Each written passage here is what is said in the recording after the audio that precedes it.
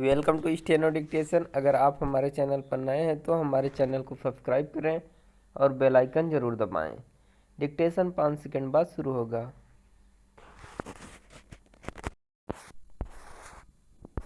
Start.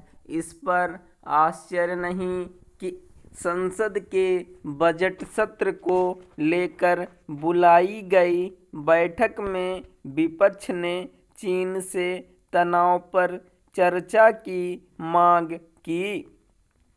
यह कोई नई मांग नहीं है। संसद के प्रत्येक सत्र में यह मांग उठाई जाती है। इसके अतिरिक्त कांग्रेस के नेता रह रहकर ऐसे आरोप लगाते रहते हैं कि चीनी सेना के अतिक्रमणकारी रवैये को लेकर सरकार सच्चाई बताने से इनकार कर रही है।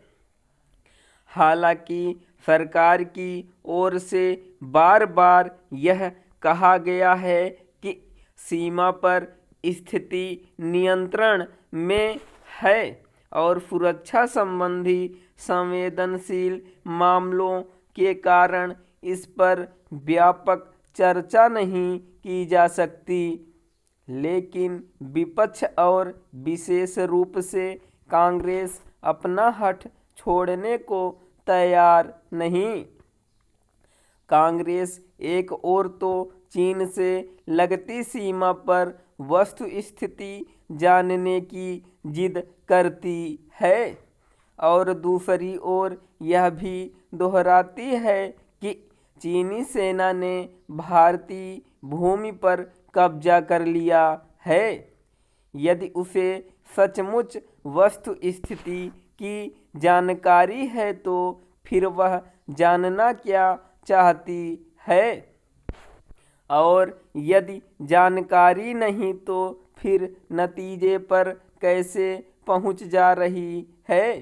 कठिनाई केवल यह नहीं कि कांग्रेस यह सिद्ध करने के लिए व्यग्र है कि चीन ने भारतीय क्षेत्र पर अतिक्रमण कर लिया है और सरकार उसे जवाब देने के लिए तैयार नहीं, बल्कि यह भी है कि वह न तो रक्षा मंत्री की बात सुनने को तैयार है और न ही विदेश मंत्री की।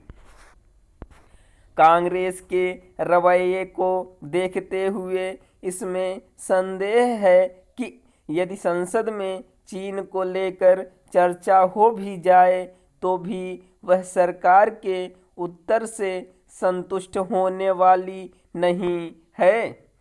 रक्षा और विदेश मामले में ऐसा व्यवहार ठीक नहीं, लेकिन यह नया नहीं। इसकी अनदेखी नहीं की जा सकती कि डोकलाम गतिरोध के समय राहुल गांधी ने किस तरह चीनी राजदूत से गुपचुप भेंट करना आवश्यक समझा था। यह भी किसी से छिपा नहीं कि कांग्रेस ने इस प्रश्न का उत्तर आज तक नहीं दिया कि उसने चीनी कम्युनिस्ट पार्टी से समझौता क्यों किया था और राजीव गांधी फाउंडेशन को चीन से अनुदान लेने की क्या आवश्यकता थी।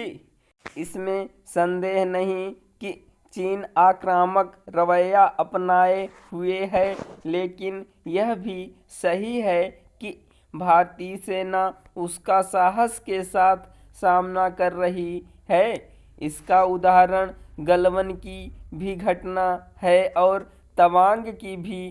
कांग्रेस राजनीतिक कारणों से सरकार को कठघरे में खड़ा करने का काम कर सकती है, लेकिन उसे ऐसा कुछ नहीं करना चाहिए जिससे सेना का मनोबल प्रभावित हो। तवांग में चीनी सेना से भिड़ंत के बाद राहुल गांधी की ओर से सेना को लेकर जैसे बयान दिए गए उनकी सराहना नहीं की जा सकती। अच्छा हो कि कांग्रेस समेत अन्य विपक्षी दल यह समझे कि चीन के मामले में पक्ष विपक्ष को एक सुर में बोलने की जरूरत है। स्टॉप।